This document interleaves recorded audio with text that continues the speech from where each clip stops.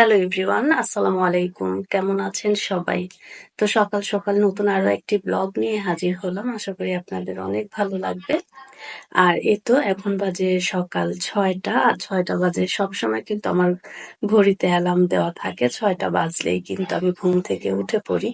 আর বাচ্চাদের জন্য টিফিন তৈরি করতে চলে আসলাম। বাচ্চারা এখনো ঘুমাচ্ছে। তো আমি ভাবলাম আগে ওদের টিফিনটা তৈরি করে নিই, তারপর ওদেরকে ডেকে তুলবো। তো সেই উপায় তো নেই। আমার মেয়ে আমার সাথে সাথে উঠে গিয়েছে। তো ও ওয়াশরুমে ছিল আর আমি এখন রান্নাঘরে চলে এসেছি। আর রান্নাঘরে এসে ওদের টিফিনটা তৈরি করে নিচ্ছি। আসলে সকালবেলা কিন্তু এত ঝামেলা মোটেও ভালো লাগে না। এত সকালে তো না। কারণ এত সকালবেলা হালকা পাতলা যেকোনো জিনিস তৈরি করে দিলেই হয়ে যাবে। তো সকালে তো একেবারে শর্টকাটের মধ্যে কিন্তু এটাই কিন্তু একেবারে আমার কাছে মনে হয় অল্প সময়ে তৈরি হয়ে যায়। আর বাচ্চারাও খেতে ভীষণ পছন্দ করে। তো পাউরুটি দিয়ে ডিমটাকে একটু ভেজে দিচ্ছি, কারণ জায়ান সাবরিনও খেতে পছন্দ করে। তো একেক দিন একেকটা দিয়ে দিলেই হয়। আর কালকে রাত্রে কিন্তু অনেক সুন্দর বৃষ্টি হয়েছিল আর এত বাতাস ছিল, একেবারে পুরো ঘর একেবারে ঠান্ডা ছিল। আর বাচ্চাদের তো রাতে শীত লেগেছে বলছে, সকালে উঠেই বলছে আম্মু ফ্যান অফ করো, অনেক শীত লাগছে। তো অনেক দিন পর মনে হচ্ছিল যে একটু শীত শীত ভাব ছিল, অনেকটাই ঠান্ডা লেগেছে। আর ঠান্ডার দিনে কিন্তু ঘুমাতে অনেক বেশি ভালো লাগে। আর এই সকালবেলা ঘুমিয়ে থাকতে কিন্তু আরো বেশি মনে হয় আরাম লাগে। তো কি আর করার, এত সুন্দর ঠান্ডা একটা পরিবেশও কিন্তু ঘুমিয়ে থাকার উপায় নেই। সেই সকালবেলাই উঠে পড়তে হয়েছে বাচ্চাদের জন্য। আর বাচ্চারাও তো উঠে পড়েছে। আর এই তো জায়ান সাবরিনের জন্য টিফিনটাও তৈরি হয়ে গিয়েছে। তো দুই ভাই বোনকে এখন দিয়ে দেব। আর ওরা দুই ভাই বোন কিন্তু যতই টিফিন দেই না কেন পুরোপুরি কখনোই কমপ্লিট করে না, খেতে চায় না একেবারে। টিফিনের ভিতরে কিন্তু অর্ধেকও খায় না ওরা, যতটুকু দেই তার অর্ধেকও দুই ভাই বোনের এক ভাই বোন খেতে চায় না। বাসায় এসে পরে আবার নাস্তা তৈরি করে দিতে হয়। তো এই তো ওদের রেডি করে ফেলেছি। তো জায়ান তো সবসময় একটু অলস, দেরি করে সবকিছু করতে হয়, ওর জন্য আমার অপেক্ষাও করতে হয়। আর আমার মেয়ে কিন্তু একেবারে সবার আগেই রেডি হয়ে যায়, ঘুম থেকে উঠেই সে দাঁত ব্রাশ করে মুখ ওয়াশ করে তারপরে রেডি হয়ে পড়ে। আর আমার ছেলেকে সবকিছু আমার নিজের হাতে না করে দেওয়া পর্যন্ত সে কিন্তু কিছুই করবে না, একেবারেই অলস একটা ছেলে।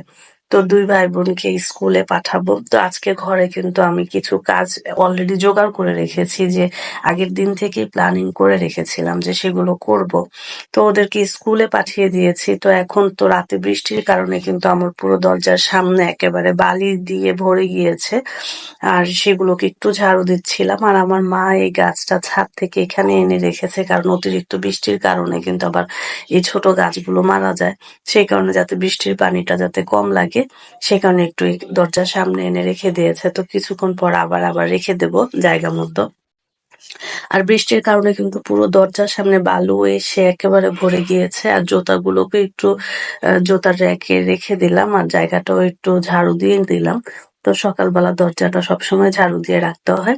আর রাতে যেটা করেছি, রাতে হচ্ছে যে আমি রান্নাঘরে যা যা কাজ ছিল, যাবতীয় সকালে যা যা আমাকে করতে হতো সবকিছু একেবারে ধুয়ে মুছে রেখে দিয়েছিলাম, যাতে সকালে আমার কষ্ট না হয়। আর সকালবেলা বাচ্চারা যখন স্কুলে চলে যাবে তখন সেই টাইমটা, ফ্রি টাইমটা যাতে আমি কাজে লাগাতে পারি। তো রাতে সব থালা বাটি ধুয়ে রেখেছিলাম, তারপর রান্নাঘর পরিষ্কার করে রেখেছিলাম। পুরো রান্নাঘরে যা যা কাজ ছিল সব কমপ্লিট করে রেখেছিলাম। তো আগের দিন থেকে ভেবে রেখেছিলাম যে আমার ঘরের এগুলো সব পরিষ্কার করব, ফার্নিচার গুলো একেবারে সেই সবসময় কাপড় দিয়ে মুছে রাখি, কিন্তু একটা একটা ক্লিনিং এরও একটা ব্যাপার আছে, কারণ ঘরে এত ধুলা পড়ে, সেগুলো পরিষ্কার করতে হবে। সেই কারণে রাতে থেকে প্ল্যানিং করে রেখেছি যে এগুলো করতে হবে সকালবেলা। আর জায়ান সাবরিন যেহেতু স্কুলে চলে যাবে, তো ওদের স্কুল টাইমে তো আমি একেবারেই ফ্রি থাকি। এই টাইমটায় আমি যদি করতে পারি তাহলে ভালো। না হয় ওরা দুই ভাই বোন চলে আসলে কিন্তু আমি কিন্তু কোনো কিছুই করতে পারবো না। এইসব কাজে কিন্তু ওরা দুই ভাই বোন খুব বেশি আমার হাত থেকে সব কেড়ে নিয়ে যায়। একেবারে ব্রাশ নিয়ে যাবে, তারপরে এই তো ওই কাপড়টা নিয়ে যাবে যেটা দিয়ে নাকি আমি মুছবো, সেগুলো সবকিছু টেনে হেঁচড়ে নিয়ে যাবে। কিন্তু এগুলো দিয়ে ওরা খেলে একদিনও ওরা পরিষ্কার করে না, আমাকেও করতে দেয় না। সেই কারণে ওরা স্কুলে থাকতে থাকতে আমি সবকিছু মুছে নিচ্ছিলাম। আর যেহেতু এগুলো হচ্ছে বার্নিশ করা, তো ভেজা কাপড় দিয়ে যদি আমি এগুলোকে একটু মুছি তাহলে কিন্তু বার্নিশ গুলো উঠে যাবে। সেই কারণে সবসময় শুকনো কাপড় দিয়ে এগুলো মুছে রাখতে হয়। আমি কিন্তু ভুলেও কিন্তু ভেজা কাপড় ব্যবহার করি না, একেবারে ব্রাশ দিয়ে ভালোভাবে ভেতর থেকে ময়লাগুলো উঠিয়ে তারপর শুকনো কাপড় দিয়ে মুছে ফেলি। কিন্তু কিন্তু সবচাইতে ভালো হয় যদি লিকারের যে বার্নিশটা করানো হয় এখন, যেটা নাকি স্প্রে করে রং করা হয়, সেই বার্নিশটা কিন্তু ভালো হয়। কারণ আপনি যদি ভেজা কাপড় দিয়েও মুছতে পারেন তাহলেও কিন্তু কোনো সমস্যা নাই, একেবারে সুন্দরভাবে ময়লা উঠে যাবে আর বার্নিশেরও কোনো ক্ষতি হবে না। আর এই বার্নিশগুলোতে কিন্তু অবশ্যই ভেজা কাপড় ব্যবহার করা যাবে না, একেবারেই শুকনো কাপড় দিয়ে এগুলো পরিষ্কার করতে হবে। আর আমার এই সাইডের সোফাটা পরিষ্কার করা হয়ে গিয়েছে। আর ওর বাবাও ঘুমাচ্ছিল বাচ্চাদের স্কুল থেকে স্কুলে রেখে এসে। সে তো সবসময় ওদেরকে সকাল সকাল স্কুলে রেখে এসে একেবারে শুয়ে পড়ে। তারপর আমাকে ঘরে যা যা কাজ করার থাকে সবকিছু করে তারপরে আমি গিয়ে ওদের নিয়ে আসি। আর আমাকে কিন্তু ঘরের কাজের ফাঁকেও কিন্তু সকালে সকলের জন্য নাস্তা তৈরি করতে হবে। আর সবাই যেহেতু এখন ঘুমাচ্ছিল, তো সেই কারণে আমি একেবারে সবার ঘুমে থাকতে থাকতেই কিন্তু আমি ঘরটাকে একেবারে পরিষ্কার করে ফেলবো, যাতে করে আর নাস্তা বানাতে আমার কষ্ট না হয়। কারণ বাচ্চারা চলে আসলে কিন্তু ঘরের কাজ করতে কিন্তু আর ভালো লাগে না, কারণ বাচ্চাদেরকেও কিন্তু সময় দিতে হয়। তারপর আবার দুপুরে রান্না থাকে, ঝামেলা আছে সবকিছুতেই। তো সংসার করতে হলে কিন্তু টুকিটাকি সারাদিন কিন্তু ঘরে কাজ থাকে। আমাদের মহিলারা কিন্তু সারাদিন বসে থাকার মতো কিন্তু উপায় নেই। যতই সবকিছু করি না কেন সারাদিনে কিন্তু ঘরে যতক্ষণ চোখ যায় মনে হয় যে এটা করতে হবে সেটা করতে হবে। তো একটার পর একটা কিন্তু থাকেই। সকালে যতই করে শেষ করে রাখি, বিকালে কিন্তু এই কাজগুলো আমাকে আবার পুনরায় করতে হয়। তো আমার সোফাগুলো কিন্তু পরিষ্কার করে নিয়েছি, তো এই সোফাটাও পরিষ্কার করে নিয়েছি। তো সবগুলো সোফাই পরিষ্কার করে ফেলবো আজকে। কাঠের যত ফার্নিচার আছে সবগুলো একেবারে ব্রাশ দিয়ে ময়লা পরিষ্কার করে নেব। তো এগুলো আমি কি করেছি, চাঁদরাতের সময় কিন্তু আমি ক্লিন করেছিলাম। তো আমি একটা ব্লগও তৈরি করেছিলাম, কিন্তু সেটা তো বলেছি যে আমার সেটা ডিলেট হয়ে গিয়েছে। ঈদের দিন সকালে যেটা আমি আপলোড দেব, ঈদের দিন সকালে সেটা ডিলেট করে ফেলেছিলাম নিজের হাতে, ভুলে টাচ লেগে একেবারে ডিলেট হয়ে গিয়েছিল। তো চান্দাতে এগুলো সবকিছু আমি ক্লিন করেছিলাম একেবারে ব্রাশ দিয়ে। তারপরও এই অল্প সময়ে কিন্তু এগুলো একেবারে প্রতিদিনই তো মুছতে হয়, তারপরও মনে হয় যে ভিতরের যে ময়লাগুলো থাকে সেগুলো পরিষ্কার করতে হবে। তো ময়লা পড়তে তো একেবারেই সময় লাগে না, যে কোনো জিনিসের যত্ন না নিলে কিন্তু কোনো কিছুতেই কিন্তু ভালো লাগে না, দেখতেও ভালো লাগে না। যে কোনো ব্যবহারের জিনিস আপনি নতুন একটা জিনিস এনে রেখে দিলেও কিন্তু সেটা যদি আপনি একেবারে পরিত্যক্ত অবস্থা যদি রেখে দেন, সেটা কিন্তু একেবারেই অল্প দিনে নষ্ট হয়ে যাবে। আর আপনি একেবারে সিম্পল একটা জিনিস যদি আপনি যত্নের সাহায্যে প্রতিদিন যদি আপনি সেটা পরিষ্কার করে রাখেন, সেটা কিন্তু সুন্দর, একেবারে সবসময় কিন্তু সুন্দর থাকবে একেবারে। তো আমার ডাইনিং টেবিলটা পরিষ্কার করব, আর এইটার অবস্থা এমন হয়েছে, আমি কাপড় সরানোর পরে দেখি একেবারে ধুলো পড়ে একেবারে পুরো ডাইনিং টেবিল সাদা হয়ে গিয়েছে। তো ওই যে বললাম চান্দাতে পরিষ্কার করেছি, আর করা হয়নি, একেবারে ডিপ ক্লিন যেটা সেটা আর করতে পারিনি, সবসময় মুছে রেখেছি। তো এগুলো তো আর প্রতিদিন করা যায় না। আর আমার এই ডাইনিং টেবিলের যে বার্নিশটা, এটা কিন্তু লিকারের বার্নিশ। তো এটা আমি যখন পরিষ্কার করি তখন কিন্তু একটু কাপড়টাকে একটু ভিজিয়ে ভালোভাবে চিপড়িয়ে তারপরে কিন্তু আমি পরিষ্কার করি, একেবারে পরিষ্কার হয়ে যায় আর বার্নিশেরও কোনো ক্ষতি হয় না। আর এর অবস্থা দেখে কিন্তু আমি ওর বাবাকে বলছি যে একেবারে পুরো ডাইনিং টেবিল সাদা হয়ে গিয়েছে ধুলা পড়ে। আর আমি বুঝি না এত নিচে কিভাবে এত ধুলা পড়ে সাদা হয়ে যায়, সেটাই ভাবছিলাম। আর আমি কিন্তু কাজের ফাঁকে ফাঁকে কিন্তু সকালে নাস্তার জন্য ভাতও চুলায় চড়িয়ে দিয়েছি। তো আজকে কিন্তু ভাত রান্না করব, রুটি করব না। কারণ আজকে যে ভাতটা রান্না করব সেটা কিন্তু আমার খেতে কোনো সমস্যা নেই। এমনিতেও কিন্তু আমি সকালে কিন্তু ভাত খেতে চাই না, সবসময় রুটি খাই। কিন্তু যে ভাতটা রান্না করছি সেই ভাতটা খেতে আমার কোনোই আপত্তি নেই। আমি সকালে রুটি না খেয়েও সেই ভাতটা খেতে রাজি আছি। কারণ এটা হচ্ছে আমাদের পছন্দের একটা খাবার। কাঞ্জির ভাত বলে এটাকে। তো ভর্তা ভাত বলি আমরা সবাই। তো বিভিন্ন রকমের ভর্তা দিয়ে খাওয়া হয়। তো এই ভাতটা কিন্তু আমি ভীষণ পছন্দ করি, আমাদের ঘরের সবাই পছন্দ করে। আর আমাদের পরিবারের প্রতিটা মানুষ, এমন কেউ নাই যে এই ভাতটা খায় না। তো এগুলো হচ্ছে আমার যেহেতু গ্রাম, আমার শ্বশুর বাড়ি যেহেতু কুমিল্লা আর বাপের বাড়ি হচ্ছে ফরিদপুর, এইসব দেশের মানুষ কিন্তু এই ভাতটা খেতে ভীষণ পছন্দ করে। তো আজকে সকালে সেটা রান্না বসিয়ে দিয়েছি, তো ভাতটা চড়িয়ে দিয়েছি। তো আমি ভাবছি যে ভাত হতে হতে আমি ঘরের এইগুলো সব পরিষ্কার করে ফেলবো। তো অর্ধেক তো সবই ক্লিন করে ফেলেছি, তো এখন ছোট ছোট যে জিনিসগুলো ছিল সেগুলো পরিষ্কার করে নিচ্ছি। আর বাকি সবকিছু পরিষ্কার করে তারপরে গিয়ে আমি ভর্তা তৈরি করব। আর এই ভাত তো ভর্তা ছাড়া খাওয়াই যাবে না, আর বাচ্চাদের যেহেতু টিফিন দিয়েছি, তো আর চিন্তা নেই, আমরা বড়রা এগুলো খেয়ে নিতে পারবো। তো আমার হাজবেন্ডের কিন্তু এই অ্যাকোরিয়ামটা ভীষণ পছন্দের, কিন্তু মাছ ছাড়ি আমরা মাঝে মাঝে এনে। তো অক্সিজেনের অভাবে কিন্তু মাছ মারা যায়, সেই কারণে আমি এখন আর মাছ ছাড়তে দেই না, যে দরকার নেই মাছ ছাড়া, যেহেতু মাছগুলো মারা যায়। তো খালি রেখে দিয়েছি, একেবারে সবকিছু আছে কিন্তু অক্সিজেনের জন্য মাছগুলোকে মোটেও রাখতে পারছি না। তো এটা একটু পরিষ্কার করে নিচ্ছি, জাস্ট শো পিসের মতো এখানে রেখে দিয়েছি আমরা। আর বেসিন তো প্রতিদিনই সকালবেলা পরিষ্কার করতে হয়, তো সবসময়ের মতো বেসিনটাও পরিষ্কার করে নিচ্ছি, যেহেতু ঘরের প্রতিটা কোণা কোণা আমি মুছে ফেলেছি। আর বেসিনটা কেনই বা মুছবো না, তো বেসিনটা তো আমার প্রতিদিনেরই কাজ, তো এটাকেও একটু পরিষ্কার করে নিচ্ছিলাম।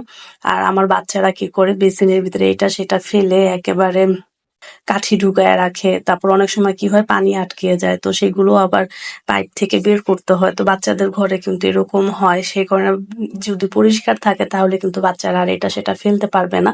তো ওদের চোখেও লাগবে যে না, এটা পরিষ্কার, এখানে আর ময়লা ফেলা যাবে না। তো আগে এরকম করতো দুই ভাই বোন মিলে, তো এখন সব সময় রেগুলার যেহেতু এগুলো পরিষ্কার করে রাখি, সেই কারণে এখন আর সেই কাজটা করে না ওরা দুই ভাই বোন। তো কি করে যে, যে কোনো ফল খেয়ে সেটার বিচিটা এখানে এনে ফেলে দেয়। যেমন তরমুজ খেয়ে তরমুজের বীজগুলো ফেলে দিল, তারপরে মালটার বীজগুলো ফেলে দিল, এখানে ফেলে, আর কোনো জায়গা পায় না, ওরা এখানে এসেই সবকিছু ফেলে রেখে দেয়। তো সেগুলো আবার হাত দিয়ে আবার উঠাতে হয়। অনেক সময় কি হয়, পানির সাথে ভিতরে চলে যায়। তো ভিতরে গেলে কিন্তু অল্প অল্প করে গেলে কিন্তু ময়লাটা আটকে যায়, তখন কিন্তু পানি যেতে অনেক সময় লাগে। তো পরে আবার এগুলোকেও পরিষ্কার করতে হয়, পাইপ থেকে ময়লা বের করতে হয়।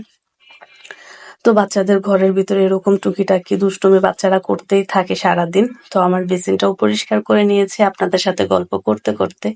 আর বেসিন কিন্তু আমার বেসিনটা কিন্তু ভীষণ সুন্দর আর অনেক বড়। আর এটা কিন্তু পরিষ্কার না রাখলে আমার নিজের কাছেও খারাপ দেখা যায়, একেবারেই ভালো লাগে না। ঘরের ভিতরে একটা জিনিস নোংরা থাকলে কিন্তু মনে হয় যে বাকি যতই আপনি পরিষ্কার করেন না কেন, বাকি প্রতিটা জিনিসে কিন্তু নোংরা নোংরা লাগে। দেখবেন A to Z সবকিছু যদি আপনি পরিষ্কার করেন, চোখ যখনই যেখানে তাকাবেন সেখানে তাকাতেই কিন্তু ভালো লাগবে। তো আপনি এইটা পরিষ্কার করলেন, অন্যটা পরিষ্কার করলেন না, তখন কিন্তু মনে হবে যে কোনো কাজই কমপ্লিট হয় নাই। তো তখন দেখতেও ভালো লাগে না। তো সব পরিষ্কার করেছি, তো এখন আবার ফিল্টারটাও পরিষ্কার করে নিয়েছি। আর উপর থেকে ফ্রিজটাও মুছে নেব। ভেতর থেকে আমি ফ্রিজ কখনোই মুছি না বা পরিষ্কার করি না, সেই কাজটা করে আমার মা। আমি পারি না আসলে ফ্রিজ, যে অনেকে বলে যে ফ্রিজ ধোয়াটা, সেটা কিন্তু আমি মোটেও করতে পারি না। ফ্রিজ ধোয়ার কাজটা একবারে আমার মায়ের। তো আমি উপর থেকে ফ্রিজটা একটু মুছে নিচ্ছিলাম, তো সবসময় উপর থেকেই আমি মুছে রাখি, তো ভিতরেরটা আমি আর পরিষ্কার করি না, আমার মাই করে রাখে। বছরে 3 বার সে ফ্রিজ ধোয়।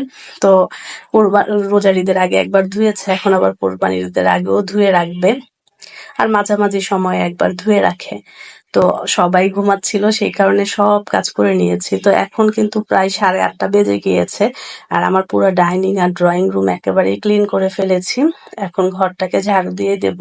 আর আমার ঘর ঝাড়ু দিয়ে কিন্তু অনেকে ভাবতে পারেন যে আমি ঘর মুছি না কেন। আসলে ঘরটা আমি মুছি না, ঘর মোছার জন্য আলাদা মানুষ আছে, সে এসে মুছে দিয়ে যায়। আর এত বড় ঘর মোছা কিন্তু আমার পক্ষে সম্ভবই না। তো সেই কারণে আর ঘর মুছি না, ঘরটা ঝাড়ু দিয়ে দিচ্ছি। তো সে আসবে, যাকে দিয়ে নাকি ঘরটা মুছাই, সে 12টার দিকে এসে ঘরটা আবার ঝাড়ু দিয়ে আবার মুছে দিয়ে যাবে। আমি ঘরের সব কাজ শেষ করে এখন রান্নাঘরে চলে এসেছি, আর ভাতটা তো হয়ে গিয়েছে, আর এখন ভর্তার জন্য সবকিছু তৈরি করে নিচ্ছি। আর আজকে তেমন একটা ভর্তা বানাবো না, সকালবেলা কিন্তু এত রকমের ভর্তা ভালোও লাগবে না। ডাল ভর্তা করব, আর শুটকি ভর্তা করব, আর মরিচ ভর্তা করব। তো এই 3 রকমের ভর্তা দিয়ে কিন্তু এই ভাতটা হয়ে যাবে খাওয়া। আর বেশি ভর্তা হলে আরো বেশি ভালো লাগে, কিন্তু আজকে এত এনার্জি নাই, ঘরের অন্যান্য কাজ করে মনে হচ্ছে এনার্জি লস হয়ে গিয়েছে। তো সকালবেলা কিন্তু একচোটে কিন্তু এত কাজ করা যায় না, তারপরেও কিন্তু করতে হয়। বাচ্চারা ঘরে থাকে না, ফাঁকা ঘরে কিন্তু কাজ করলে একটু তাড়াতাড়ি হয়ে যায়, বাচ্চারা থাকলে কিন্তু এতটাও তাড়াতাড়ি কাজ করে শেষ করা যায় না। তো আমি মরিচ ভর্তাটা করছিলাম।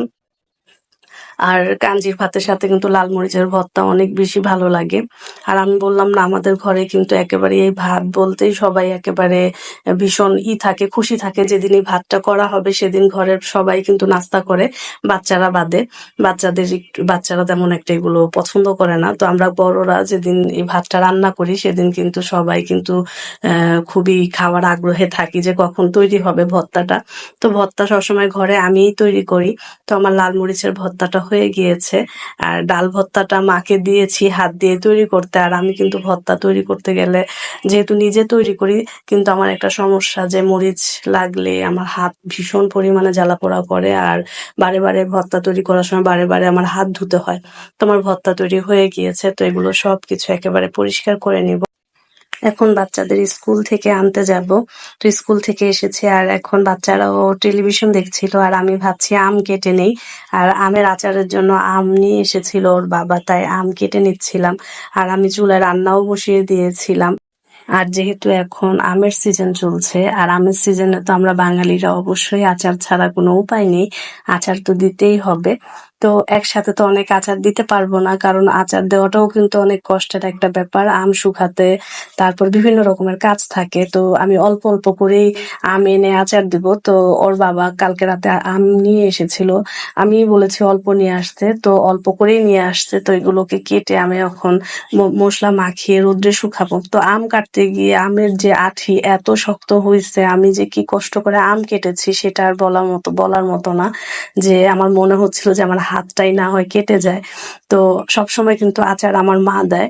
আমার মা কিন্তু ভীষণ আচার দিতে পছন্দ করে, একেবারে যে কোনো রকমের আচার তার একেবারে দিতেই হবে। তো আজকে এবারকে ভাবছি যে আমিই দেবো আচার, এই প্রথম আমি আচার দিচ্ছি। তো প্রতিবার আমার মাই আচার দেয়। তো নিজের হাতে এবার আচার তৈরি করব। আর ওর বাবার পছন্দের আচারটাই তৈরি করব। আর ওর বাবা কিন্তু এই যে খিচুড়ির সাথে তারপরে এই যে ডাল দিয়ে যখন ভাত খাবে তখন আচার নেয়, সে একেবারে অন্যরকম। একেবারে মনে হয় যে আচার এত পছন্দ, সে যতক্ষণ অব্দি আচার থাকবে ততক্ষণ অব্দি সে শুধু বলতে থাকবে, যেটাই খাবে সেটার সাথে বলবো যে আমাকে আচার দাও। আসলে পছন্দ করে, আর পছন্দের খাবারগুলো যদি তৈরি করে না দেওয়া হয় তাহলে কিন্তু ভালোও লাগে না। যে যেটা খেতে পছন্দ করে। আর আমের আচার বানাতে গিয়ে আসলে আমরা ঘরের ভিতরে যখন আমি আম কাটছিলাম, আমার মাও একেবারে ভীষণ কষ্ট পাচ্ছিল, বলছিল যে আমার দাদি এত আমের আচার খেত আর সে এত বৃদ্ধ ছিল, তারপরও তার আচারের কিন্তু কোনো কমতি ছিল না। আর তার হাতের আচার যে কি মজা। আর আমাদের ফ্যামিলিতে এমন কেউ নাই যে এই আমের সিজন আসলেই বলে না যে, অলরেডি সবাই সাথেই কথা হয়ে গিয়েছে যে আহা যদি দাদি থাকতো তাহলে কিন্তু এতদিনে কতগুলো আচার দিয়ে দিত। তো আমার দাদি আচারের ব্যাপারে খুবই সেনসিটিভ ছিল, যে তার আচার নিয়ে কেউ কথা বলতে পারবে না। মানুষের একটা দুর্বল পয়েন্ট থাকে, সেটা কিন্তু তার আচার ছিল। আমার দাদির ক্ষেত্রে তার আচারের ব্যাপারে কোনো কথা বলা যাবে না। আচার বানিয়ে সবাইকে, নিজের হাতে আচার বানিয়ে এই বয়সে সবাইকে বাটিতে করে সবাইকে দিত, যে আসতো তাকে সবাইকে আচার দিত। তো এই তো আমার আচারে মশলা মাখিয়ে আমি আর ছাদে দিব না, বেলকনিতেই একেবারে শুকাতে দিয়ে দিয়েছি। আর এই তো এখানে এই যে এগুলোকে কি বলে, গুনা, এটা দিয়ে পেঁচিয়ে দিচ্ছি যাতে করে পড়ে না যায়। আর আমার রান্নাও কিন্তু প্রায় হয়ে গিয়েছে। গরুর মাংস বসিয়েছিলাম আর আম দিয়ে ডাল রান্না করেছি। তো রান্নাও শেষ, আমার সমস্ত ঘরের কাজও শেষ হয়ে গিয়েছে। তো আজকের মতো এখানেই বিদায় নিচ্ছি। দেখা হবে নতুন আরো